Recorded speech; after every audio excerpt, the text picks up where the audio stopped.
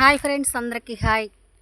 ఇన్ని రోజుల వీడియోలు నేను చేయలేకపోయాను. ఎందుకంటే మా ఇళ్ళల్లో ఒక విషయం జరిగింది. అది చాలామందికి తెలుసులే, కొంతమంది తెలియదు నా ఫాలోవర్స్కి. అందుకే వీడియోలు అయితే నేను చేయలేకపోయాను ఇన్నాళ్ళు కూడా. మా రెండో బావల్లుడైతే చనిపోయి ఉన్నాడు. అందుకని చెప్పేసి అయితే వీడియోలు చేయాలంటే మాకు ఇది కాలేదు. మా ఇంట్లోని ఇట్లాంటి విషయాలు జరుగుతున్నాయి ఫ్రెండ్స్. ఫస్ట్ మా అమ్మాయి చనిపోయింది, అలాగే మా బావళ్ళు కూడా అలానే చనిపోయారు.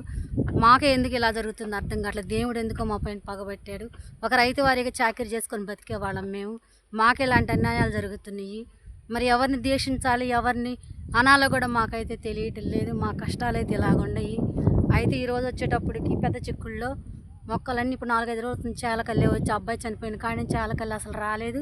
వీడియోలు కూడా అసలు నేను చేయలేదు. ఒక వీడియో పెట్టాను ఆ అబ్బాయిది. ఆ రోజే అసలు మాట్లాడాలన్నా కూడా దడగా ఉంది ఫ్రెండ్స్. సరిగ్గా అన్నం అది తిందే లేదు. మేమైతే మంచాలు పట్టుకొని ఉన్నారు అందరూ కూడా. చాలా బాధాకరమైన విషయం. ఇప్పుడు ఎవరికి కూడా మా కష్టాలు, మా ఇళ్ళల్లో జరిగే కష్టాలు పగవాళ్ళకు కూడా వద్దు ఫ్రెండ్స్.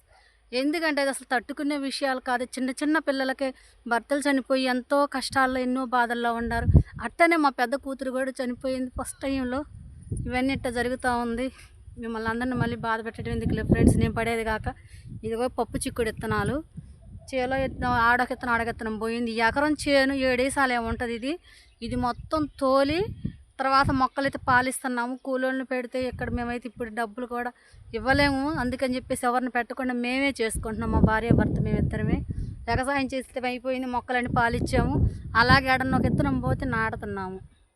మీ సైడ్ పొలాలు మీరు ఎలాగుండారు, మీ పొలాలు ఎలాగోండి ఒకసారి కామెంట్ చేయండి ఫ్రెండ్స్.